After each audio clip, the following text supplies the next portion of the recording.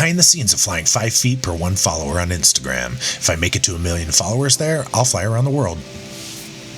Hi, my name is Todd Gillis, and I'm the pilot of Snowbird the Mooney. On Instagram, I've been flying 5 feet per follower. A lot of you have been asking me to make longer videos explaining how I plan my flights to match my follower count, and also to get a better idea of where these flights take me, so hopefully you'll stick around to find out. Alright, here's a quick intro to the Snowbird. She's a 1975 Mooney M20C, painted like a Canadian snowbird from the Formation team. Alright, I didn't paint her like that, but she came like it, and I think the Snowbird is appropriate. She also came with this awesome brand new interior with the oxblood red and the cool like brown suede. Super nice. It's just been redone, has all these cool modern Mooney logos in it, and then we put the glass cockpit in. Let's turn it on. I'll make a future video on this, but it's got a full Garmin glass cockpit with a Garmin GFC 500 autopilot. Let's plan. Alright, currently on Instagram, I've got 123,000 followers. So we're going to times that by 5 feet per follower. That comes out to 615,000 feet. So, after we've taken that and divided by 5,280, the amount of feet in a mile, we get 116.47 miles. Alright, here we are in North Phoenix at Deer Valley, my home airport. We are in the ForeFlight iPad app right here, so we're going to hold on 2 fingers. At the top of that tape, you can see it says 111, 113 nautical miles. That's about what we need, but that's typically what I'll do.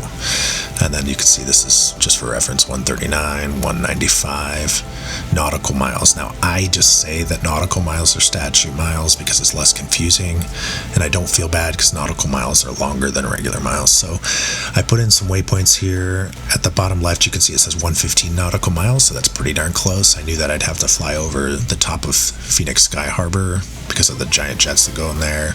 Then I knew I'd have to stay a little bit more clear of Eloy here, lots of skydivers, which is pretty cool, but got to stay away from them. And then I knew I'd do some pattern work into Tucson, and they actually ended up giving me a 360 into there because they were trying to sequence in some jets. Let's pull the plane out and go.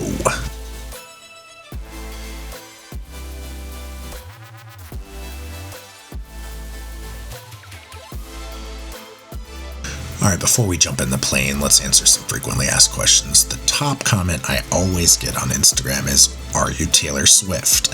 And the answer is no. The second most common, I would say, is, are you going to be Amelia Earhart? And I really hope not. Please don't wish that on me, even though she was really brave. She cruises at about 165 miles per hour and gets about 17 miles per gallon, so that's pretty efficient and more efficient than a lot of cars. So let's start the engine. Mixture full rich, boost pumps coming on.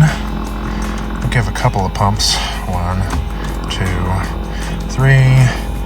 Make sure our PSI right there is coming up. It's about 5.8. That should be good enough. When we do a little start her up.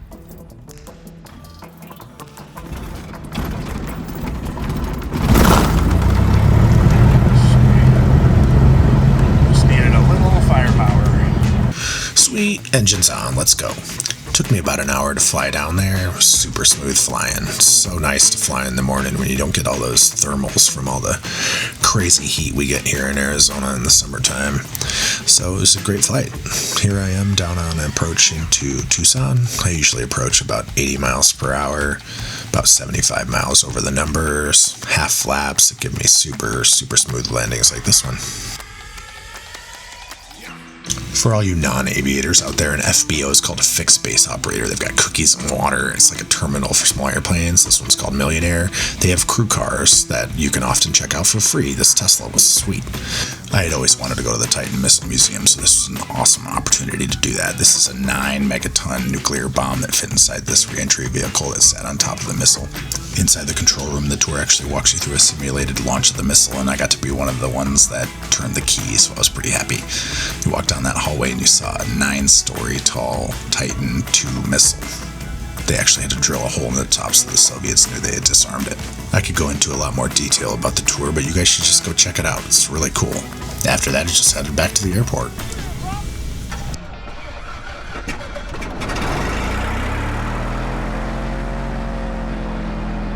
Alright guys, we're going to end it here today. Like, comment, subscribe, and follow me on Instagram to make my flights longer.